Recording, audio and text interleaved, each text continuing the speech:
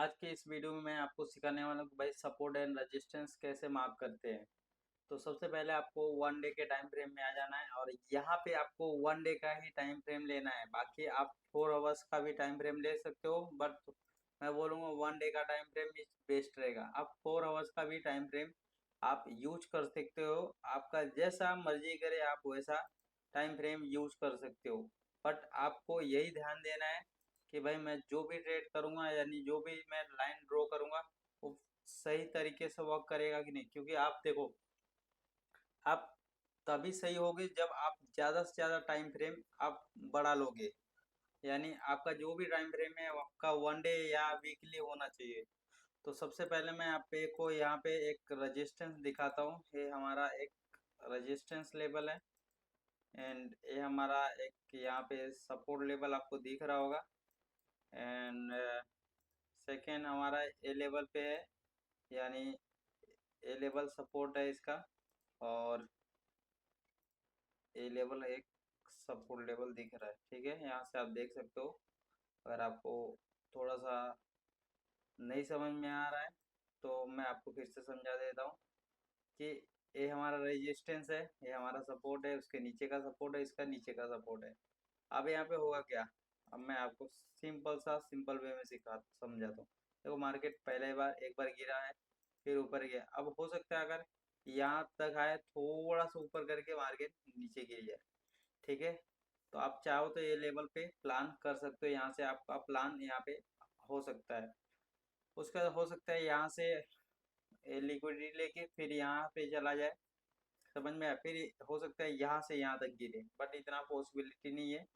क्योंकि मुझे तो ऐसा नहीं लग रहा, क्योंकि यानी 1 लाख के नीचे नहीं आने वाला, मुश्किल है, बहुत ही कम मायने में आने की कोशिश कर सकता है, बहुत ही इम्पॉसिबल है, ठीक है। बट देखते हैं भाई, कोई भरोसा नहीं है इसका कि कब क्या हो जाए, क्योंकि मार्केट है। नाइट में ही भाई इसका मोमेंटम चेंज होता है, यानी नाइट में ही चेंज हो जाता है। अब देखो यहाँ पे इसका रजिस्टेंस था, यहाँ पे अपना सपोर्ट था एक छोटा सा, उसके नीचे मतलब यहाँ पे इसका छोटा सपोर्ट था, इसको ब्रेकआउट किया। अब देखो यहाँ पे जो लेवल है ना, जब भी जब भी ये लेवल के नीचे आए यानी ये हमारा रेजिस्टेंस हो जाता है। यहाँ से हम रेजिस्टेंस का, ये हमारा रेजिस्टेंस को मान लेंगे और ये भी रेजिस्टेंस हो जाएगा। यानी जब ये मार्केट है ना, ये जो लेवल है रेजिस्टेंस, ये रेजिस्टेंस, फिर अगर इसको ब्रेक कर दिया, ठीक है, तो ये हमारा फिर से एक, समझ में आया। ये रेजिस्टेंस था, यहाँ पे आया, इसको ब्रेक किया ना, ये हमारा सब यानी यहाँ पे रुकता है, तो ये हमारा सपोर्ट रहेगा। बट इसका अगर ये सपोर्ट लेके इसको ब्रेक कर दिया है तो फिर ये रेजिस्टेंस हो जाएगा, ये लेवल हमारा सपोर्ट हो जाएगा।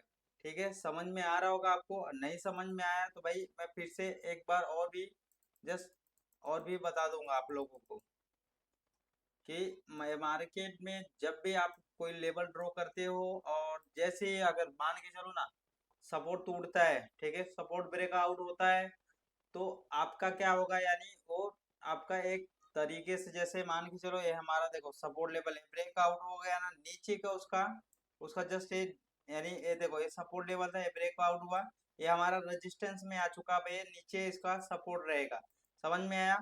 और इसके बाद अगर यहाँ से सपोर्ट ब्रेक होता है यानी ऊपर की तरफ जाता है, यानी मतलब सपोर्ट सपोर्ट के ऊपर रह के रेजिस्टेंस के ऊपर जाता है अगर ये, तो वहां से आपका जस्ट वो उसके ऊपर अगर सस्टेबल हो जाता है, तो वहां से आपका ये सपोर्ट लेवल होगा और ऊपर का जो उसके ऊपर वाला लेवल रहेगा वो आपका रेजिस्टेंस लेवल रहेगा।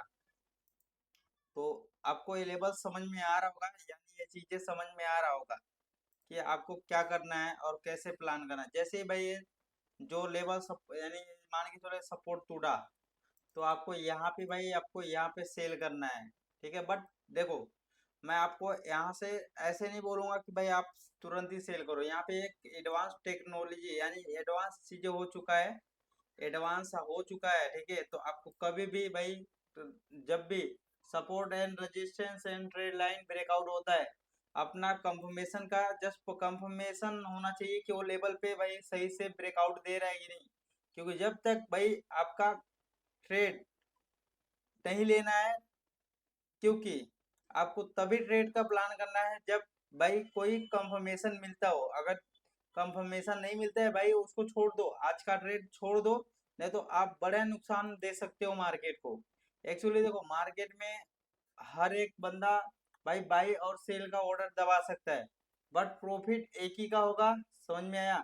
एक ही बंदे का प्रॉफिट हो सकता है, बट बाइंग सेलिंग कोई भी कर सकता है, बट माइंड सेट के साथ और जस्ट सेटअप के साथ जो ट्रेड करता है वही मार्केट में काफी टाइम तक टिका रहता है और प्रॉफिटेबल होता है।